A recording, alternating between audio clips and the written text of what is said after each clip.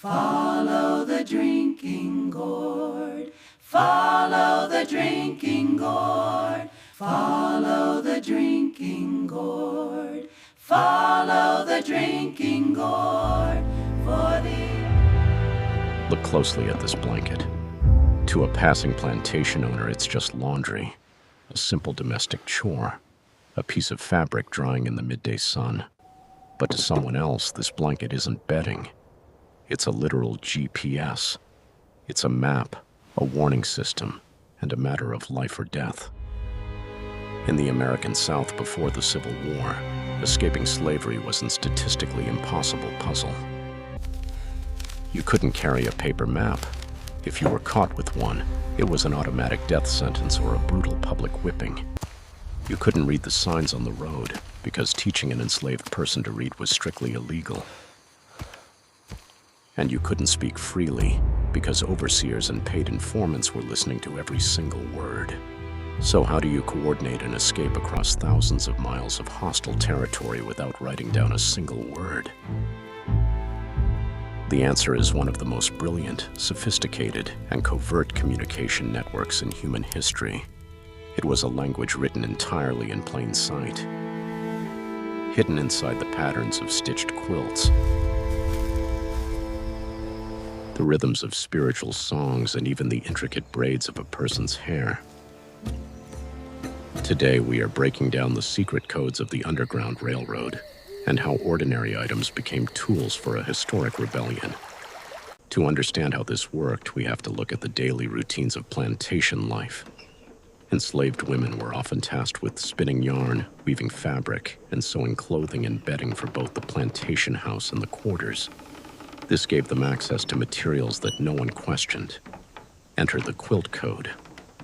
While historians still debate how universally these codes were used across the South, oral histories passed down through generations, most notably by Ozella McDaniel Williams, reveal a brilliant tactical system. The monkey wrench turns the wagon wheel.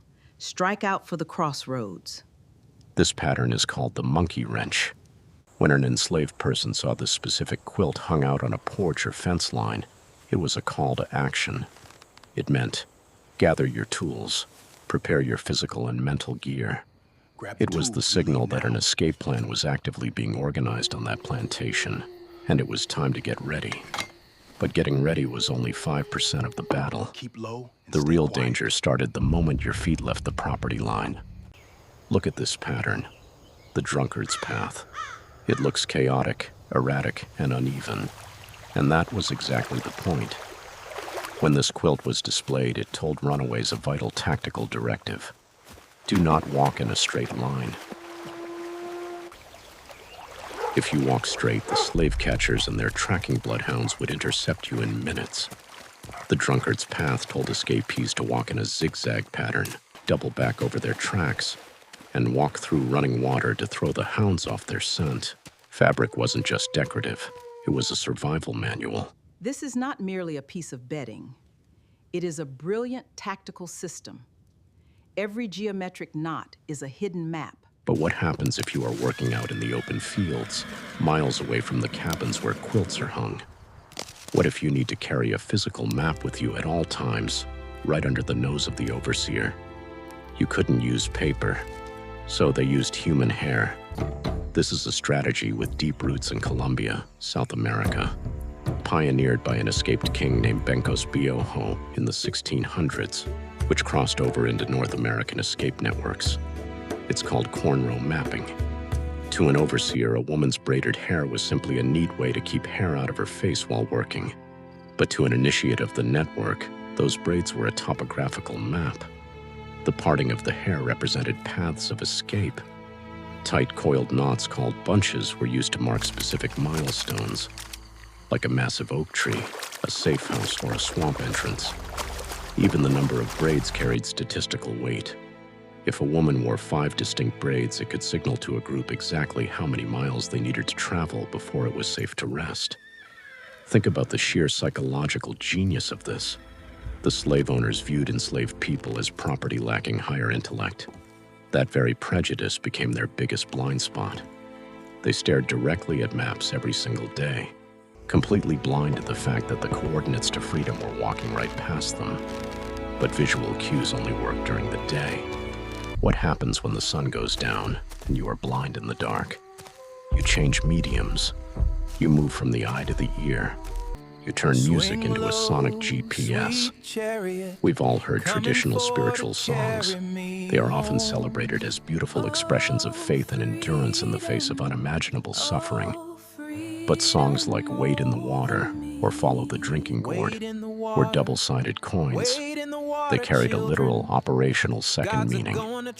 Take the lyrics. Wade in the water / God's gonna trouble the water. This wasn't just a religious metaphor for baptism. It was an immediate, real-time tactical alert. If an escaping group heard this song drifting across the woods from a nearby field or cabin, it meant one thing. The slave catchers have released the bloodhounds. Get off the dry land immediately, get into the river, and walk through the water so the dogs lose your scent track. And what about direction? How do you navigate north when you have no compass? You sing about the sky. The famous song Follow the Drinking Gourd was a literal set of directions for the longest leg of the journey. The Drinking Gourd was the celestial code name for the Big Dipper constellation. The 2 stars at the edge of the cup point directly to Polaris, the North Star. As long as a runaway kept that specific cluster of stars in their sights, they were moving toward freedom. The song outlined landmarks along the Tombigbee River in Alabama and Mississippi, telling runaways when the dead trees would mark the path and where the next river met the hills. It was a complete audio roadmap memorized by people who couldn't write it down. To make a code work, you don't just need a cipher. You need operators who know how to deploy it. These were the conductors of the Underground Railroad, and none were more legendary than Harriet Tubman. Tubman didn't just use these codes casually. She mastered the psychology of deception. She used to carry a live chicken with her on trips. Why? Because if she felt she was being watched by suspicious locals in a town, she would release the chicken and clumsily chase after it. The townsfolk would laugh at the silly woman chasing her dinner. Oh, mercy! Get back here! I need help with this runaway! Completely missing the fact that she was actively scouting a route for a group of runaways hidden in the woods nearby. But once you used the songs, the hair maps, and the quilts to escape the plantation, where did you go? You had to find a station, a safe house operated by abolitionists, both black and white. And how did you know which house was safe when approaching a strange town in the dead of night? Once again, the code was hiding in plain sight. Safe houses would place specific items on their porches or windowsills. A lit candle in a specific window pane, a white brick in a chimney stack, or a quilt with a log cabin pattern with a black center square instead of a red one, signaled that the inhabitants inside were part of the network.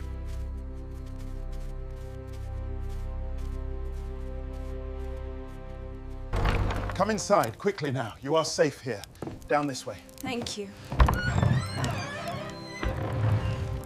It meant, you can knock on this door.